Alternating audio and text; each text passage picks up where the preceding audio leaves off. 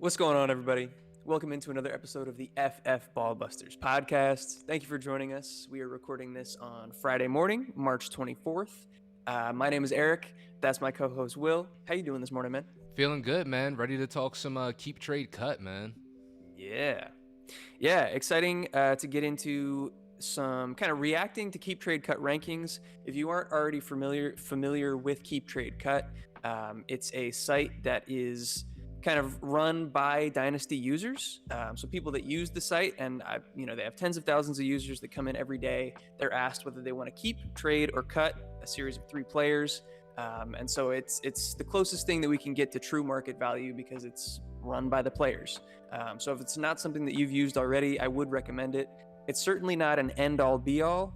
One place where I think it struggles is in quarterback value. Even when you have the super flex bar turned on, I think it undervalues the quarterback position. But that aside, we're going position by position, so we won't have to worry about positional discrepancy here.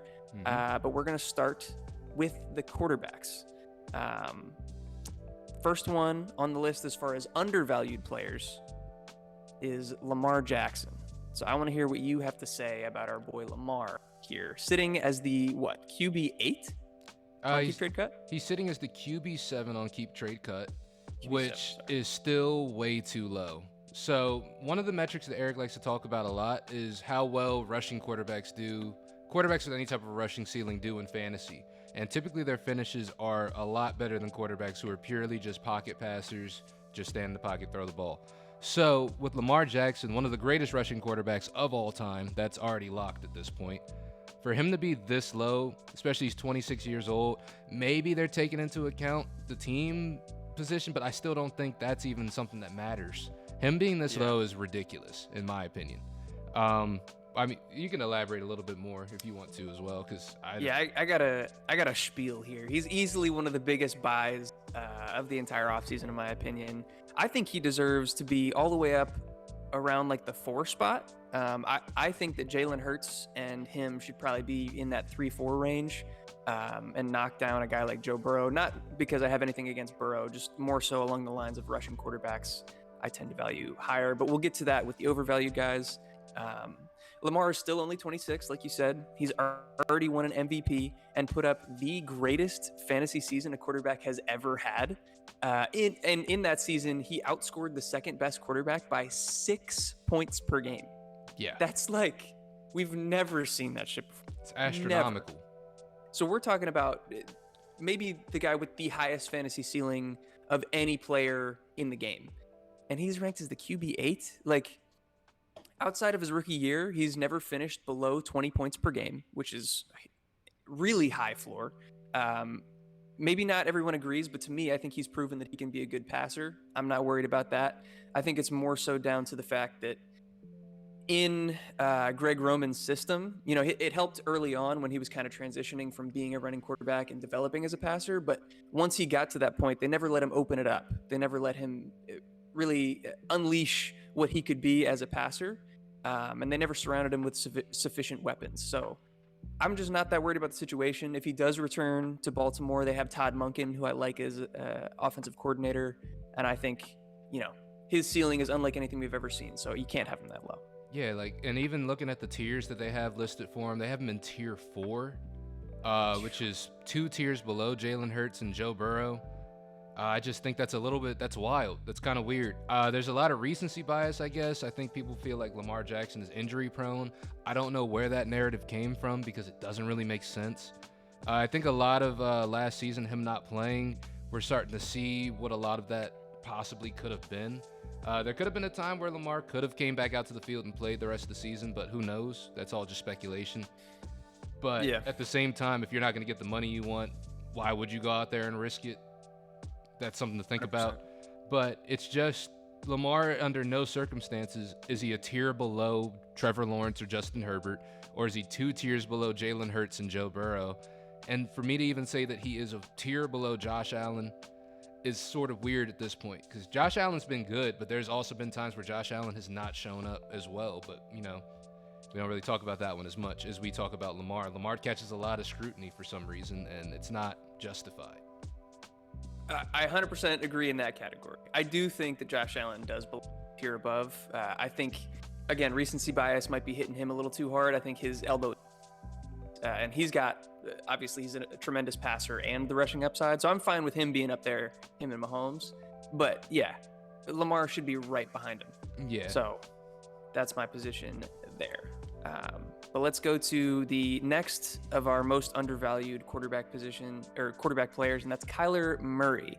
He's all the way down at QB 11, sitting behind the likes of CJ Stroud and Bryce Young on KeepTradeCut.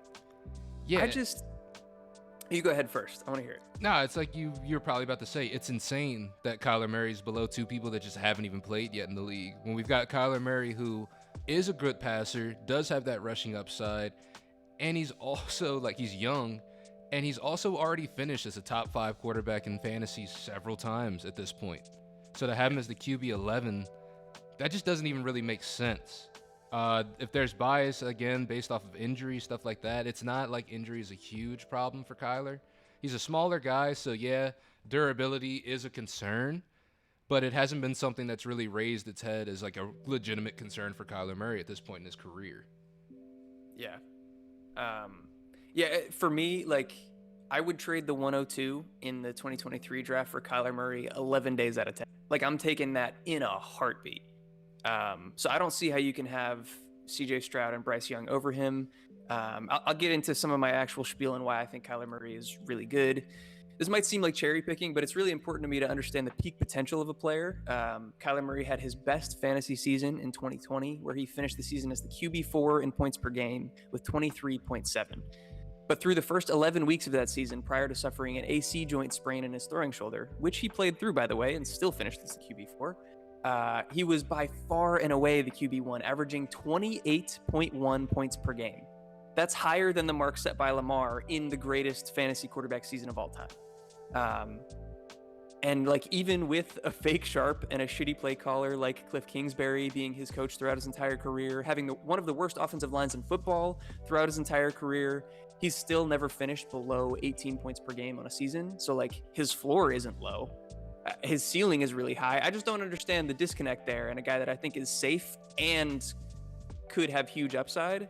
So like, with a new regime in town, I'm hopeful that, the play calling improves. Hopefully the team building improves. I think his floor is higher than a Justin Herbert or a Trevor Lawrence, maybe around the same as a Joe Burrow, but his ceiling is much higher. Yeah, that's my take. I agree. And keep in mind, guys, this is set to Superflex, so this is where QBs should be the most valued in terms of KeepTradeCut and their value. So if you have anybody in your league that values Kyler Murray even somewhat around here, like Eric said, if you could trade the 102, 103 for Kyler Murray straight up, I'm not mad at that whatsoever at all. Easily doing that. Yeah. So it's just something to think about when you are using this. If you know people in your league that use this as a resource, maybe something that can be able to help you in some negotiations, because apparently Kyler Murray is severely undervalued. Yeah, and I imagine his value is going to go back up once he does return to play this season. He's dealing with a torn ACL. He's not going to start the season. I think now is a fantastic time to go out and get him. Absolutely. All right, and then, so those are the guys that I wanted to go really in-depth on. I think probably our favorite Dynasty values right now and at the quarterback position, but there's a few other names on here. Guys like Kirk Cousins, Russell Wilson, Geno Smith, they're all ranked kind of in the same bubble on KeepTradeCut. They are sitting... Russell is at the QB 23, Geno's at the QB 24, and Kirk is at the QB 25, which is so they're insane. They're all sitting in the same range. We got Jared Goff, Kenny Pickett, Jordan Love, all above these guys. Will Levis, a guy that hasn't seen the NFL field yet, that there's tons of doubt swirling around him, sitting above these guys. Russ especially has proven at this point that he can be in the top 5 in terms of fantasy scoring. Obviously, going to Denver changed a lot of things for him, but I don't think that that's enough to drop him down into like the QB 25 range. Geno and Kirk, not that their ceilings are super high, but I mean, they've finished right around QB 12 for like 3 or 4 years. Well, not Geno, but Kirk, like 3 or 4 years in a row, he's done it back to back to back. And I see Geno in a similar mold. So yeah, I just feel like they're way undervalued right now. Absolutely. And that Russell Wilson situation should be changing quite a bit now that Sean Payton's there. which I feel like we're going to get more of the old Russ, more of that old Russ game plan that Seattle used to have for him. So Russ shouldn't be cooking anymore. So, yeah, I think they're going to, But Kirk Cousins being at the 25, I think that's purely got to be an age thing. But even then, like, quarterbacks nowadays are playing until they're like 30, 40 years old, or 39, 40 years old. Not 30. Of course they're playing until they're 30. But, yeah, to have him this low is kind of nuts. Especially when you got other guys who also were not that young ahead of him, like Derek Carr being above Kirk Cousins, even though it's marginal. But I still don't think Derek Carr... Do you think Derek Carr is in a position to be better than Kirk Cousins? No. Yeah. He hasn't been any of these past few years. I don't know why he would, other than the fact that he's, 2 years younger? Yeah. 2.5 years younger? Still, though, like, give me the production now. Yeah, it just doesn't make sense that he's ranked higher. Jared Goff, he's starting to step it up a little bit, but he's still Jared Goff at the end of the day. But yeah, it's just, I don't know, man. I don't know how they do all this stuff. I don't know what they factor into it. Maybe, we do know how they factor it all. It's people. It's the market value. Yeah. So I feel like it has to be some sort of an age bias, but I wouldn't let that stop you all from trying to pursue a Kirk Cousins for your team, because he is someone who has consistently came out and produced, especially with the weapons he has out there in Minnesota with just Justin Jefferson alone. But now he has TJ Hawkinson as well. They trimmed the fat, got Adam Thielen out of there, which, it was bound to happen. Adam Thielen's production's been going down year after year, but I don't see Kirk Cousins being in a worse position than Derek Carr. Yeah, definitely not. But let's keep it moving. I also had Ryan Tannehill. So we don't need to go in depth about him. He's sitting. Where is he? I know you also kind of hate Ryan Tannehill, Fuck so that Ryan might Tannehill. Not be. We'll say he's my value, but he's sitting all the way down at quarterback 35, behind guys that might not even start this year. Bro's behind Hendon Hooker. Yeah, I just can't see it, bro. Sure, there's been a lot of hype around Hendon Hooker as of late, but even guys that are old, I don't know. He's going to get more opportunities to start in this league, even if it's not for the Titans after this year. So, yeah, it's way too low for a guy that's going to start and has proven to be a high-end QB2 for most of his career. Absolutely. Fuck Ryan Tannehill, though. Fair enough. All right, let's get into some of these overvalued guys. I don't think we're going to talk about them quite as much, just because, for me, they're not overvalued because I hate them or because I think that they're bad. They're overvalued because a lot of the guys that we just talked about are below them, and I think that's it should be switched. So Joe Burrow is the first guy on this list. I do think he's incredibly safe. I think that his value is super insulated. He's going to be around for a long time. So I understand if you want the safety having him at QB4. But again, I think the upside of a Lamar Jackson, the upside of a Jalen Hurts should be above him. And I guess as of now, it might have updated since yesterday when I looked at it. Jalen Hurts was below Joe Burrow, and now it's flipped. But I do think both of those guys should probably be above him. No, I definitely agree with that too. Joe Burrow, very consistent, and he's not a bad quarterback. This is by no means us saying any of these guys are bad. He's a fantastic quarterback. He's fantastic. Yeah. He's Joe Shiesty. But like you said, the ceiling for Lamar Jackson with that extra rushing and stuff like that, it's just higher than Joe Burrow. Just from a purely statistical, just a fact standpoint, Lamar Jackson's ceiling is higher.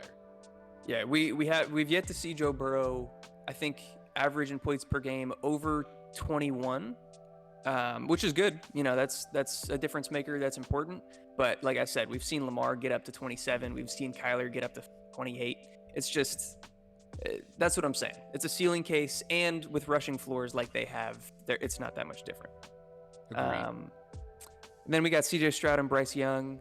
I like both of them a lot. I'm high on them, but I'm not as high as KeepTradeCut currently has them valued. Again, I'm definitely taking Kyler Murray over either of these guys easily.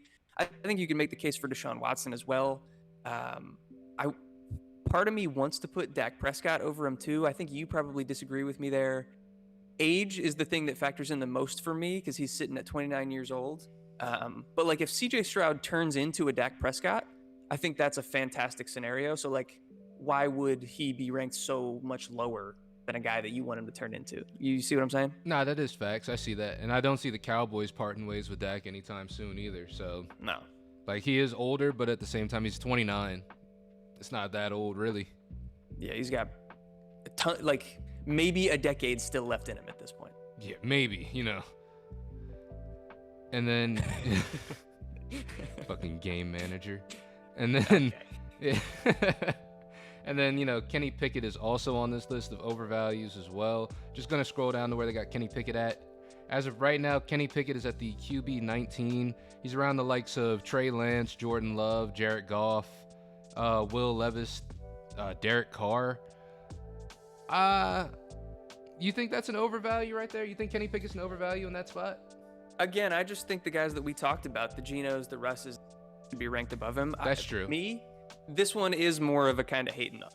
Like, I don't like Kenny Pickett. I don't think he's really that good of a quarterback. And he wears 2 gloves. You gotta hate a quarterback that wears 2 gloves, man. And he wears 2 gloves. Yeah. Like, of course he's gonna get more chances, but like, is he gonna, after this contract is up, do you think he's still gonna be a starting quarterback in this league? Not unless he steps it up a good bit. Significantly. Yeah. So even though he's 24 years old, if you want to go with the age bias route, if you want how young he is, I don't know that he's even going to start 3 years from now. Like, that's the thing that I'm worried about. So I'd rather have a guy that's going to produce more now, and even if he doesn't outlast him, like, it's not going to be any useful production from Kenny Pickett if he's not a starter. No, that's true. I feel that. That does make sense. Yeah. All right. So that is the quarterbacks that we have as over and undervalued. Before we move on to the wide receiver position, I do just want to talk about a partnership that we have with Dynasty Owner. They are a fantasy sports site, and they are the future of fantasy sports. They're the closest that you can get to the feeling of being a real-life NFL GM. Dynasty Owner has a patent on using real NFL salaries, which means off-season moves matter even more. And if you're a savvy enough Dynasty manager, you can even make some money. If you join a paid league and you finish inside the top 4, you get a payout just like a traditional league would, but you can also build a dominant Dynasty roster and then sell it for a profit on Dynasty Owner's marketplace. If that sounds interesting to you, I would highly suggest you go to dynastyowner.com and use our promo code BallBusters for $10 off when you sign up. That's promo code BallBusters for $10 off when you sign up at dynastyowner.com. Hell yeah. With that being said, we're going to go over into the wide receiver position, and we're going to start with our undervalues as well. Just some people that we really do value in fantasy, some people that we think you should be able to go after and be able to get something good out of, hopefully. Or hopefully you have the draft capital for them. Yeah, so we'll start out with a rookie here on the list, Jackson Smith and Jigba. And I want to hear your thoughts about this as well, because maybe I'm too high on him, but currently he's ranked as the wide receiver 14. I'm not hating on Amon-Ra St. Brown at all. I love Amon-Ra. I think he's a great fantasy producer. I think that he probably deserves to be right around that wide receiver 8, wide receiver 7 category, which is where he's ranked right now. Jackson Smith and Jigba is better than Amon-Ra St. Brown. He wins in a similar way to Amon-Ra St. Brown, but I think he's even more well-rounded than he can. And I think he steps in right away and should be right, like, just below that top 5 on KTC. No, I agree with that, honestly. I really do. So when it comes to these guys as players, Jackson Smith and Jigba, again, this is something I'm going to keep hammering away and keep hammering home at. In terms of agility, what this guy tested at the combine was off the charts. This is going to be a guy who is going to be a route technician. He's going to go out there. He's going to snatch ankles and soles away from defenders. Yeah. Amon-Ra St. Brown, again, is a player that's very similar to that. He's a very good route runner, this and that, but I just feel like Jackson Smith and Jigba has the physical tools to also go along with it and put it all together. I think at this point, maybe not right this second, Jackson Smith and Jigba isn't better just because he hasn't seen an NFL game yet. You know what I'm saying? But in terms of who's going to pan out better, even throughout the season, like you said, I think it's going to be JSN. Yeah, I mean, we talk about, like, sure, he might not produce right away. Wide receivers typically take a second to get going once they hit a new NFL offense or come into the league. Amon-Ra St. Brown, yes, he's going to outproduce him from the jump. But we saw a guy like Garrett Wilson come from this same system, start a little bit slow, but by week 10, he's balling. He's one of the better receivers in fantasy, and now he's ranked as the wide receiver 5. So, like, I just don't think that there's a huge difference between Garrett Wilson and JSN at this point. No, I definitely agree. And they're two guys that, again, they played together. And during that year that they played together, a lot of people, this has been under a lot of scrutiny. I think that the facts are the facts, and JSN outproduced Garrett Wilson. Now, if you guys want to look at whatever underlying metrics you want to look at, sure. But the facts are what they are. You know what I'm saying? But at the same time, I think Jackson Smith-Njigba was one of those guys who possibly could slot in immediately and produce. That's the kind of talent this guy has. 100%. So yeah, that's JSN, definitely undervalued. But I think the guy that I'm going to be hammering this offseason, the guy that I think is the most disrespected player on this whole list, the most undervalued of anybody, is Treylon Burks. I got a whole spiel here. I'm about to spew you with a bunch of stats. Go for it. I think he gets the disrespect because he dealt with a lot of injuries, so his counting stats from last year weren't great. Sure. Ryan Tannehill dealt with a lot of injuries last year, so Burks was getting thrown the ball by Malik Willis and Josh Dobbs a lot of the time last year. Understandable. Again, the receiving yards, the touchdowns, the stuff that people look at in the box score weren't there. But I think if you look at the underlying metrics, they were fantastic, and I think he also passed the eye test. Burks is one of only 2 wide receivers to hit 3 yards per team pass attempt at both 20 and 21 years old, and then declare early. The only other player to do that, A.J. Brown. Burks had a higher yards per route run, catch percentage, and PFF receiving grade in his rookie year than DK Metcalf, who, by the way, is basically the same size. We think of DK Metcalf as this massive fucking dude, which he is. Treylon Burks is the same guy. In games where Ryan Tannehill played last year, Burks averaged 2.18 yards per route run, which would have put him inside the top 15 at his position last year. And as far as what he put on tape, seemingly every play is a highlight reel with contested catches, 50-50 balls, crazy runs after the catch. The guy can do everything, man. Like, I prefer him to Jamison Williams, who, let me check again, but as of when I put this note together, he was ranked as the wide receiver 16. Okay, so from yesterday, he's now ranked as the wide receiver 18, but still, like a 8 position difference where Treylon Burks is sitting at 25. Yeah, I mean, I agree with that. I definitely agree. I've seen people knock Treylon Burks people just want to knock Treylon Burks down as much as they can. I've seen all sorts of stuff. I've seen, he's got asthma, so that's why he's just not out there. Shut the fuck up. Shut up. He's a professional football player, dude. Like, you think they don't have that figured out by now? You're stupid.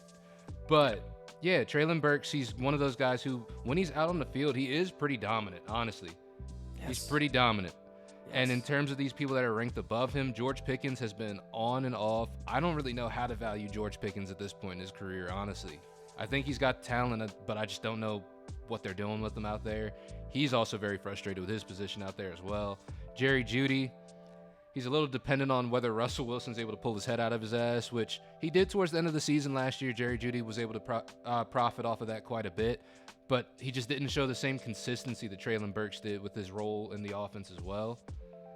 It's tough to really have a lot of these people, like you said, just ranked above him. The only person that I kind of agree with a little bit is Debo, but that's just from an all-around football player standpoint, not even as a wide receiver. Yeah, and like as a football player right here, right now, 100%, I have Debo above him. But Debo is also 27 right now, and Treylon Burks is 23. Right. And I do think that people go overboard in looking at age when it comes to dynasty rankings. I think that that's taken too much into account, but at the wide receiver position, considering how high I am on Treylon Burks as a talent, I think that age gap is enough for me to put him over Debo. No, I'd agree with that. I think 23 is a big difference from 27, especially when you factor in style of play. Debo doesn't exactly have the most durable style of play I've ever seen, but I'm not predicting anything at all. But yeah, Treylon Burks, I feel like should be above DJ Moore as well. Debo Samuel, Jamison Williams. Like, I'm not going to say he should be above Devontae Adams, but Devontae Adams is also 30 years old at this point in his career.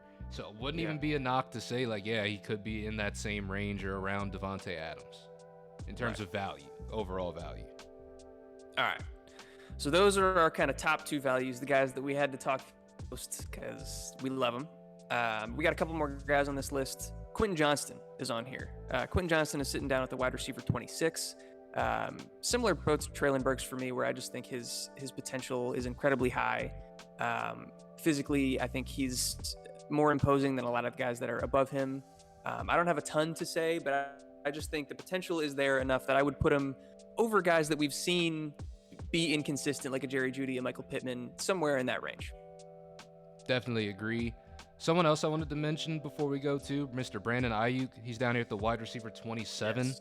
I don't believe he should be this low whatsoever. I said earlier, or in another video, I don't even remember when I said this, probably the last video, but I feel like Brandon Ayuk should be in that Deebo Samuel range, if not even a little bit higher. He's younger. He's a more dynamic, not even dynamic receiver, but I think he's a better wide receiver. Deebo Samuel may be a better football player all around, but I do feel like Brandon Ayuk is a better receiver. And at 25 years old, I think he should be well above where he's at right now. 100% agree. And then a couple guys to touch on quickly. Rashad Bateman, I think he's just gotten unlucky with the injuries.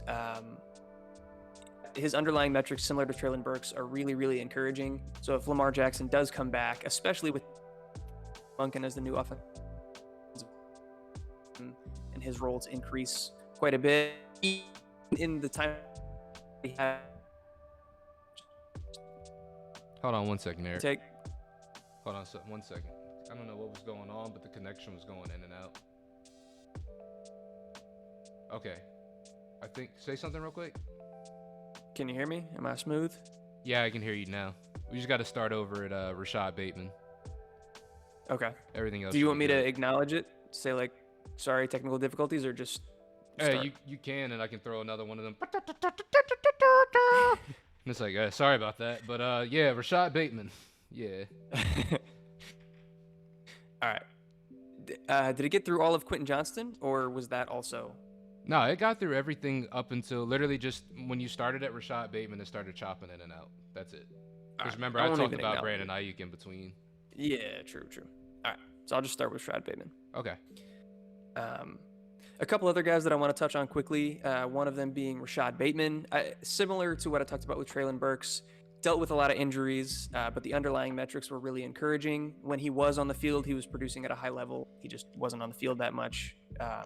Yeah, it is dependent on whether Lamar Jackson comes back, but I tend to go talent over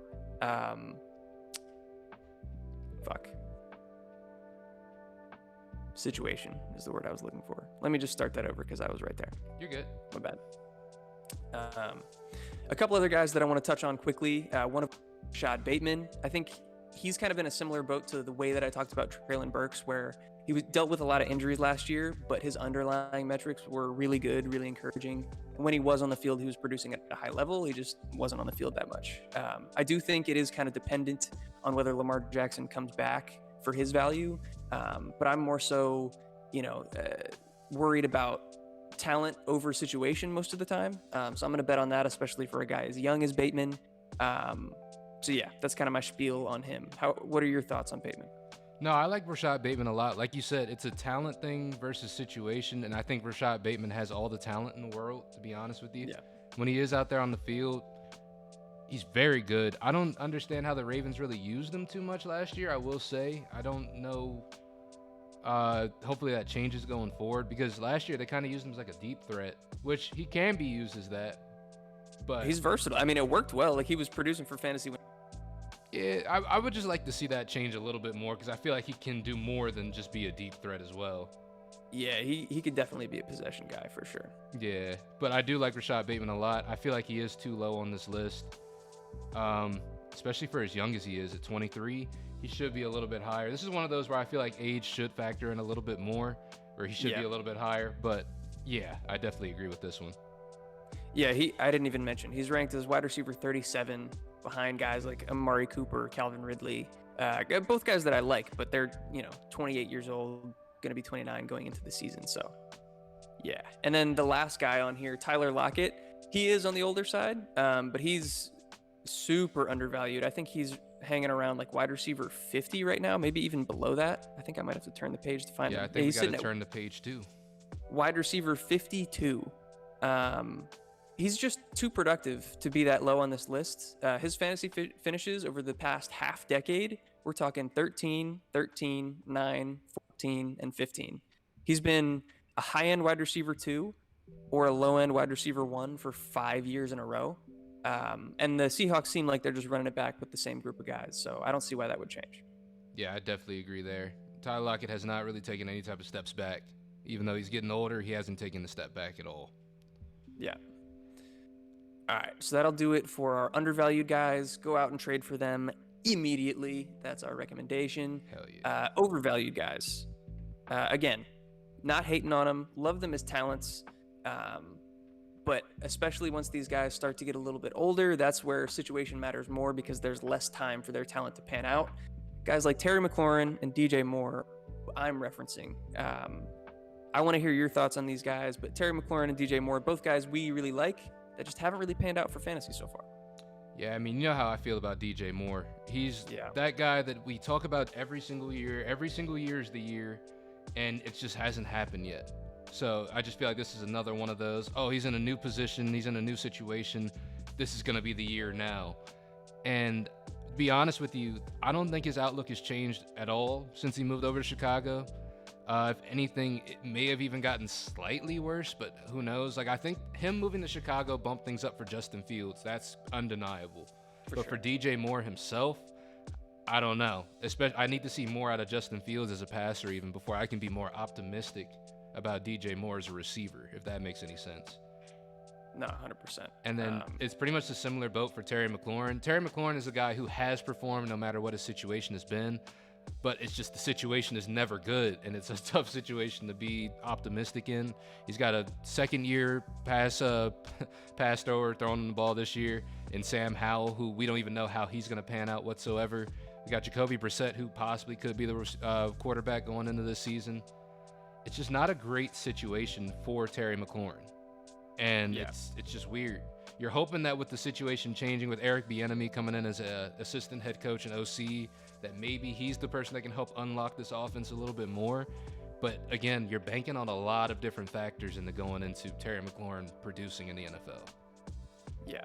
At least for this ADP, for where they have him at here. Which is what I was going to mention because I forgot to say that at the top. DJ Moore is the wide receiver 19. A lot of the guys that we've already talked about in this, Brandon Ayuk, guys like that I would have ranked above him. For Terry McLaurin, he's 27 and a half years old. He's going to be 28 going into next season. He's also the wide receiver 28. Again, I'd probably have Jahan Dotson, Chris Godwin, Marquise Brown all ranked above him, and they're ranked, down in like the 30s at this point. So yeah, don't hate him, but for fantasy purposes, there's a lot of guys below them that I'd prefer. Definitely agree there. So that's going to go ahead and wrap up the wide receiver position for us. And with that being said, I got another ad read for you. We have partnered with the Fantasy Football League Winners website, so we'll be doing content for them. So you can check out their website, check out the content that we post there as well. But with that being said, we are also partnered with Underdog Fantasy. Now, with Underdog Fantasy, if you're a first-time user, they will match your deposit up to 100% if you use our promo code FFLW or click the link in the description below. So if you put in $20, they'll put in $20. If you put in $40, they'll put in $40, so on and so forth. So with that being said, Underdog Fantasy, check out the link in the description below or use our promo code FFLW to get yourself a 100% match on your deposit. Remember to gamble responsibly. Got to throw in that disclaimer. Always. Hell yeah. Go check out Underdog. We got the running backs and the tight ends to get through now. These are much shorter lists. I don't have huge spiels to talk about because I feel like the running back position in Dynasty is in an ugly spot right now. A lot of the kind of top tier talent is aging out, and there's a really good group of young running backs that are coming in this 2023 NFL draft class that I think are going to kind of usurp a lot of the guys on this list. So all right, so we're going to get into the running back and the tight end position now. Much shorter lists, have quite as much to talk about. The running back position specifically, I think, is just kind of an ugly group in Dynasty right now. A lot of the top tier talent is kind of aging out and is in worse situations than they were earlier in their career. And we also have a really good young crop of running backs coming in the 2023 NFL draft class that are going to usurp a lot of the guys on this list. But we can get into our undervalued guys first, starting with Ramondre Stevenson, who by KTC's rankings is at RB 14. I want to hear your thoughts here. Yeah, I think that's one. It's extremely low. We can just start out with that right there. Ramondre Stevenson last year was one of the more dynamic players. He's actually someone you would consider a league winner last year, up until maybe the end of the season where he started to see a little bit more of his struggles. But there was a point in time for the New England Patriots where he was the leading rusher and the leading receiver on the team. So to say that he doesn't have the potential to carry a team, it would just be not true at this point. Ramondre Stevenson, we've been weird about his whole position just because he is in New England. We know New England loves a committee, but as of right now, things have never looked more clear for Ramondre Stevenson in his role than they ever have as of right now. Damian Harris no longer with the team. He's out in Buffalo now, right? Damian Harris in Buffalo. Yeah. Ramondre Stevenson as of right now is the only real viable option at running back. Now, are they going to bring in someone else? Have they brought in anyone else yet? I don't think they have. Nope. Now, do I feel like they will? Absolutely. I think they're going to bring in someone. But as of right now, Ramondre Stevenson is the best running back they have on that roster. And we've seen what he's able to do with this role. And it's nothing short of outside of like a running RB5 to 10 range at least. That's on the low end. Yeah, we're talking about a guy that had 80-plus receptions last year at the running back position. Efficient. He's still fairly young, at 25 years old. In, like you said, a great situation right now on a depth chart. And I think in probably an improving offense as well. They bring in Bill O'Brien as the new offensive coordinator, which is going to be drastically better than what they had in Matt Patricia and Joe Judge, is that kind of combo OC, which was horrendous last year. So if he fills kind of that same role that he had, but in an offense, in more scoring positions, staying on the field for longer, there's no reason that he should be ranked this low. No, I 100% agree. I think it's tragic that he is ranked this low. It doesn't make much sense. Yeah. And then we'll go on to the next one. James Conner. Again, all of the ageists in Dynasty are going to be off of people that, think he's injury prone, which is fair. He's got quite the injury history. I totally understand that. But he's ranked as the RB 41 right now on KeepTradeCut. We're talking about a guy that 2 years ago was he was a top 5 running back finish on the season. And then last year he dealt with a lot of injuries at the beginning of the season, but once he got healthy and ramped up, he was right back in that RB1 category. And the Cardinals haven't done anything to make me think he's not going to run it back. No, I absolutely agree. Unless they bring in someone new or something like that, I don't see anything really touching James Conner and his role in this offense. He's been the rushing downs back. He's a passing downs back. And the fact that he's ranked behind guys like Antonio Gibson or Jamal Williams, bro. What? Yeah. Excuse me? Cam Akers even. It's wild to me that he is this low. He should be way higher than this. Yeah, honestly, just for his role in the offense alone, he is the RB1. He is the guy in that offense. Really, when Kyler went down, he was the guy they were running this offense through, pardon the pun. But he was the guy that they were going to most times. Yeah, I mean, when you have guys like David and like Joe Mixon ranked in that 25 to 30 range, I understand that James Conner is a little bit older, so sure, he can be ranked a little bit lower than them, but I don't know why he's not up in that tier of guys. He's ranked way below them, and that's crazy.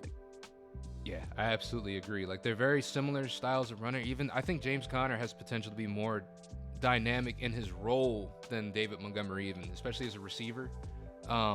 As a rusher, he hasn't been the most efficient, but he's still volume is king at the end of the day in fantasy. He's got the volume when it comes to Arizona. Yep, 100%. And then the last one is kind of just all of these rookies, for the most part. Bijan Robinson is the RB1 on KTC, which I think is accurate. I think he probably should be, so he's not undervalued. Jahmyr Gibbs, the top-end guys, not so much. But when you get down to, Devin Achane, Sean Tucker, Zach Evans, guys like that, they're down in the 40s and the low 30s. I don't understand how you're going to rank them behind Brian Robinson, AJ Dillon, guys who are much older, have been in the league and proven to be, kind of mid-tier RBs. Yeah, especially with the potential that a Devin Achane has, or a Sean Tucker has, or even a Tank Bigsby, depending on the location where they land at. It's just... Yeah, I definitely agree that they're undervalued here, especially Devin Achane. I feel like he should be way higher in the pecking order than a lot of these guys. Zach Evans, a guy that we both really like. Yeah, Zach Evans is entirely too low. Having him in that Elijah Mitchell range, I think Zach Evans has a great ceiling, and people aren't really looking at that a whole lot. But I think he is going to be one of those guys that steps in and makes an impact pretty early. Yeah. And like just for reference, there's a guy like James Cook sitting up as the RB27. I don't even have a problem with that ranking. I like James Cook. I think he can produce, but he's never going to be a workhorse. He's going to be slotted in as that receiving back, kind of scat back role. Why wouldn't you have a Devin A-Chain, a Zach Evans in that same range? Like they're so much lower below a James Cook. It just doesn't make sense to me why similar types of players would be ranked so drastically differently, even without James Cook like producing that much so far throughout his 1 year in the league, I guess. I mean, but still, yeah, I definitely agree.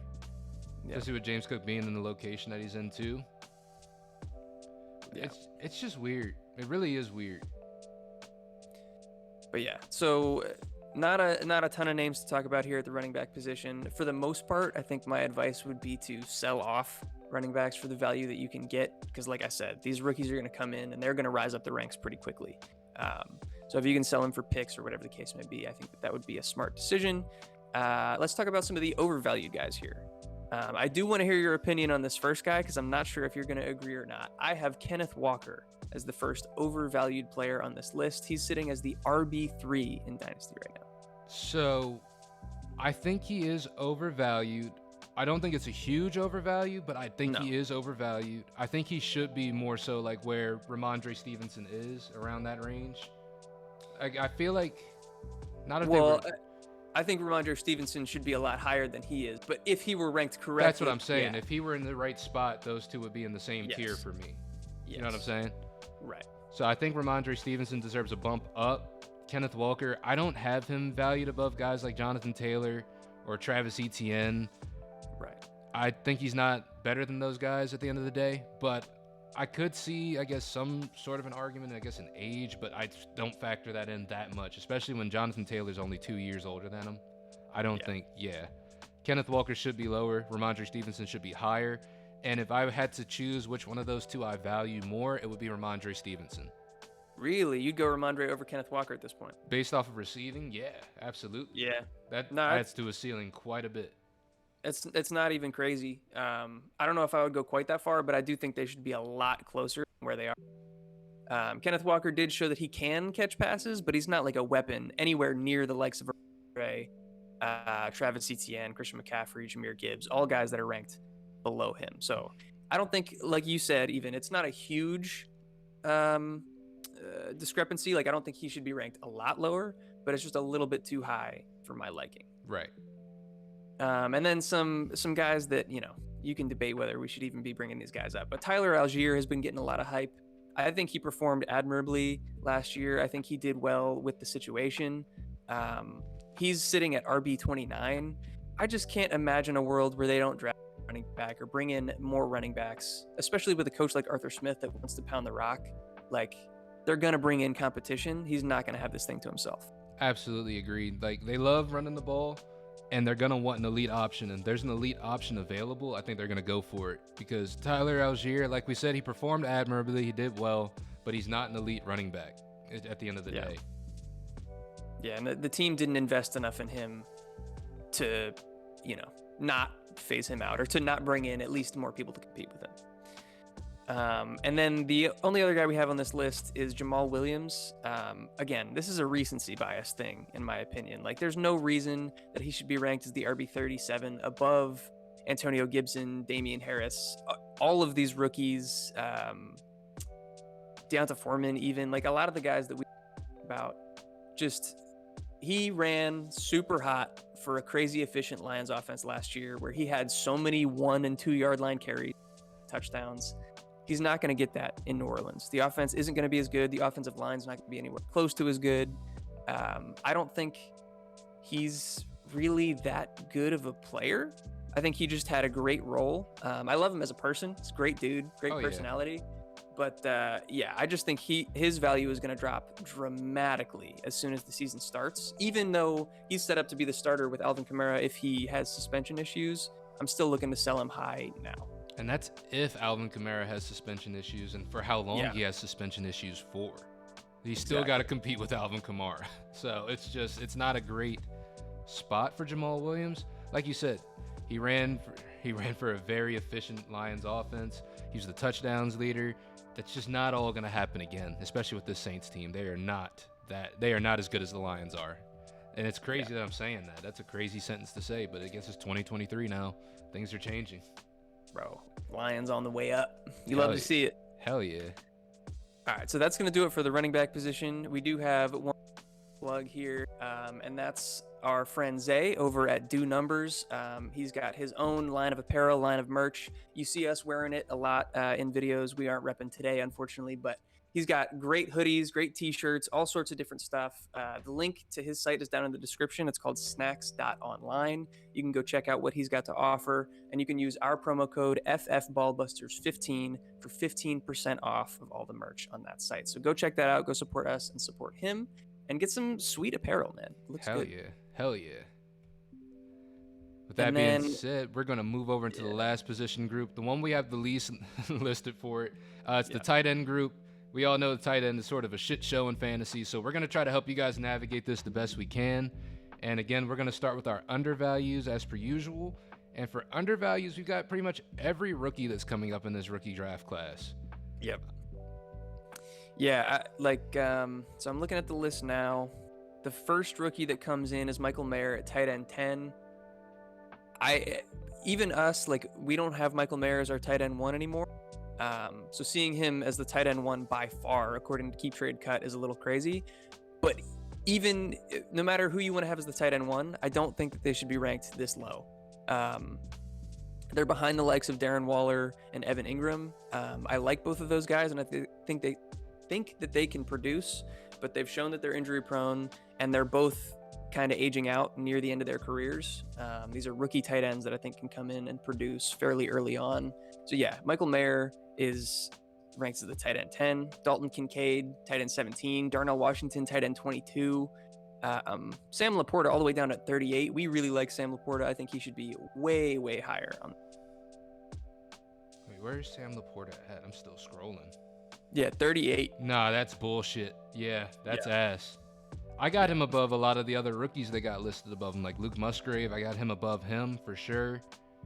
Even just looking at the people who are available, Isaiah Likely, I probably have him above him as well. Isaiah Likely is a guy who really only gets playing time when Mark Andrews is not on the field. So to see Sam Laporta below that is kind of crazy. Yeah, you're telling me that Darnell Washington and Sam Laporta are worth less than Noah Fant, Mike Gesicki, Dawson Knox, and Isaiah Likely? Get the fuck out of here. New England Patriots Mike Gesicki, guys? This is, come on. So I think all of these rookies deserve a bump up, except maybe Darnell Washington, who knows. But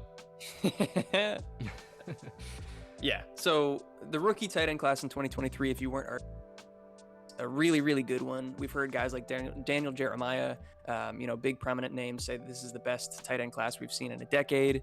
So I'm just buying into a lot of these guys at a much higher rate than it seems like the market is. So I would advise you do the same. Also think Will Mallory isn't even listed on here. Yeah, Will Mallory deserves to be up there. A guy that's not a rookie that I'm looking at now, Jelani Woods for Indianapolis. I think he also deserves to be up quite a few spots. I think he should be ranked near the same range of like a Chigo Okonkwo or Trey McBride. He's all the way down at tight end 23. So he definitely hooped last year when he got the opportunity to. Yeah. So that's all we got for undervalued. Mostly the rookies. Look out for them in your drafts this season. Overvalued. I only have one guy, and honestly, I don't hate him. It's just I think his changing scenery is gonna be worse for him, and that is Dalton Schultz. Where is he sitting? He's Dalton sitting Schultz at tight end 13. Ahead of, again, guys like Cole Kmet, Chigo Okonkwo, Trey McBride, a lot of these rookies that I think just have a much higher ceiling. I think they're way more talented, capable of more than him. We've seen Dalton Schultz produce for one season, and that was when the Cowboys were the most pass-heavy team in the league, had the most pass volume of any team. They were the most efficient, scored the most touchdowns. It was the perfect fantasy environment for a guy like that to succeed. He also had a lot of receiving options to sort of, quote-unquote, hide behind. He wasn't really the featured piece because at that point they had CeeDee Lamb, who was on the rise. They had Amari Cooper on the rise, who was just, solidified at that point. Yeah. Michael Gallup, who was also the number 3 option there. So Dalton Schultz kind of fell into that, okay, bet I'm not really the primary focus. But with here being in Houston, everybody kind of gets exposed at a certain point in Houston. Depends on how they end up building this team out. But, as of right now, who's their top receiving option in Houston right now? Nico Collins? They brought in somebody, didn't they? They brought in Robert Woods, but I don't know that I would call him the top option. Yeah. John Mechie, maybe. John Mechie, if he sees the field, should definitely be the number one option out there. But yeah, I don't know. I expect them to bring in another receiver, but he's going to be probably 2 as far as receiving options. He's going to get more defensive focus, and he showed last year on a kind of depleted receiving core in Dallas, where CeeDee Lamb was the only other guy out there, that he couldn't really handle that. He couldn't handle the defensive focus. He finished as the tight end 13 or 15 or something like that in points per game last year. So I feel like it can't get better than it was with his situation in Dallas. It's only going to get worse. So why do we have him ranked there at this point? Yeah, I definitely agree there. All right. So that wraps it up. I hope that you guys learned a little bit about KeepTradeCut. If you wear it, tool, you shouldn't rely on it completely, but I think it's something that can kind of give you a ballpark idea of what the market value is on these players and how you can take advantage of it with all of these undervalued guys to go buy ASAP. Absolutely. Like we said, we hope this video helped you out. Hope that this is a new resource that you can use, help to implement it. And again, this isn't something you should hide from your league mates. If anything, if you start using it, you should try to also get them to use it as well. That way they'll understand the trades that you're making, or you can even use some of the information here to your advantage. But you can't do that if they don't know this exists. They're just going to wonder where you're pulling stuff from. So it's definitely a good thing to share resources, and this is a great one to have. So definitely keep this one around. But like Eric said, that's going to wrap up the video for us. So make sure you guys do all that great YouTube stuff. Make sure you subscribe, hit that notification bell. And also, make sure you check out the link in the description below to join the Discord. We have a Discord community that's slowly growing. We've actually got some good people over there who are great at giving advice as well, too, not just us. So if you want to hear some other perspectives, be a part of the community and just ask some questions. There's some great guys, very friendly. It's a great community, so be a part of it. 100%. Hit the like button on the video if you enjoyed. I don't really have too much to say. I think you covered most of it. So thank you for sticking with us till the end. If you did, we love you as always, and we'll catch you in the next one. Peace. Peace.